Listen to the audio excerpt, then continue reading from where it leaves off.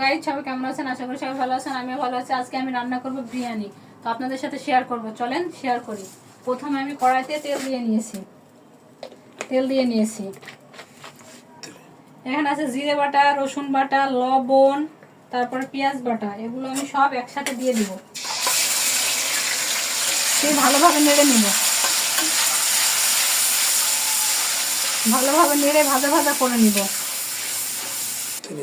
এবার আমি দিয়ে দিব বিরিয়ানির মশলাটা দিয়ে ভালোভাবে আমি কষাই নিব।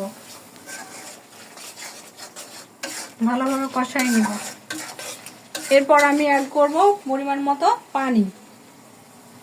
পানি দিয়ে ভালোভাবে আমি কষাই নেব মশলা যত আপনি ভালোভাবে কষাবেন তত কিন্তু বিরিয়ানিটা খেতে মজা হবে। তাই চেষ্টা করবেন মশলাটা ভালোভাবে কষাই নেওয়ার। এরপর আমি দিয়ে দেবো কয়েকটা কাঁচামরিচ, বেশি দিব না, না হলে আমার মেয়ে আবার বেশি ঝাল খাইতে পারবে না, সেজন্য আমি অল্প পরিমাণে কাঁচামরিচ দিয়ে নিলাম। আমি দিয়ে নিব মাংস দিয়ে ভালোভাবে কষা নিব। মাংসগুলো ছোট ছোট করে কাটছি। ছোট ছোট কাটলে আমার কাছে মনে হয় যেন ভালো হয়, বড় ছাড়া, সেজন্য আমি ছোট ছোট করে কাটছি। এরপর আমি ভালোভাবে কষাই নিতে হবে। এরপর আমি দিয়ে নেব টক দই।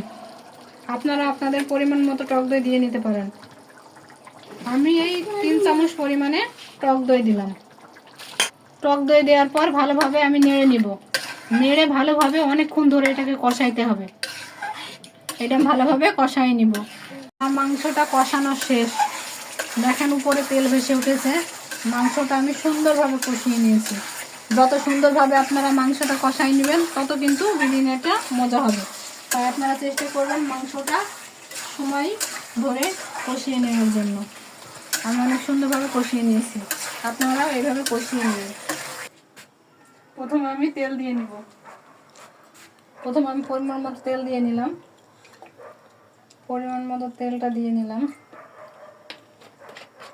তেল দিয়ে নিয়ে আমি বিরিয়ানিতে গাজর অ্যাড করব।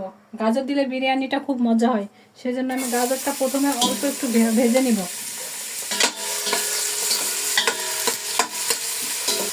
আমার গাজরটা অলরেডি ভেজে নেওয়া হয়ে গেছে। দেখুন, ভেজে নেওয়া হয়ে গেছে। এবার আমি চালটা দিয়ে দেব। চালটা দিয়ে আমি ভালোভাবে নেড়ে নিব। অনেকক্ষণ ধরে ভাজতে হবে। এবার যত আপনি চালটা ভালোভাবে ভাজবেন তত কিন্তু বিরিয়ানিটা ঝরঝরি হবে।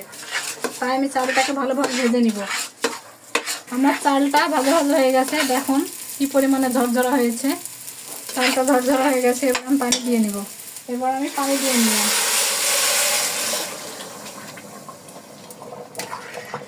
আপনারা আপনাদের চাল অনুযায়ী পানি দিবেন। আমি পানিটা মেপে রাখছিলাম। আগে আমি পানিটা গরম করে রাখছিলাম। গরম পানি দিলে অবশ্যই বিরিয়ানিটা ঝরঝরে হবে, সেই জন্য আমি গরম করে রাখছিলাম। এবার আমি মাংসটা ঢেলে দিব।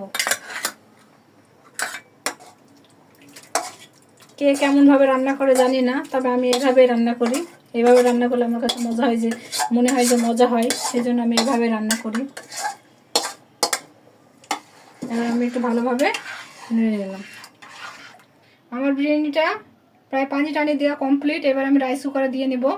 রাইস কুকারে মনে হয় 15 থেকে 20 মিনিট লাগবে। কে কীভাবে রান্না করে আমি জানি না, আমি কিন্তু রাইস কুকারে রান্না করি।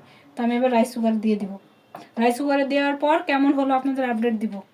আমার বিরিয়ানি রান্না কমপ্লিট হয়ে গেছে, তো আপনাদের দেখাবো যে কেমন হয়েছে।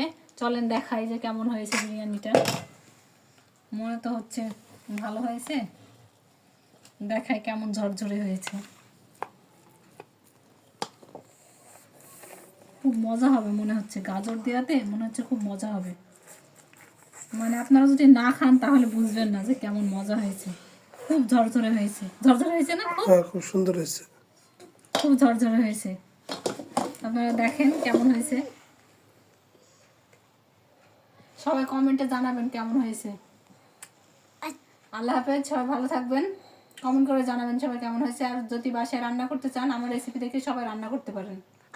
ভালো থাকবেন।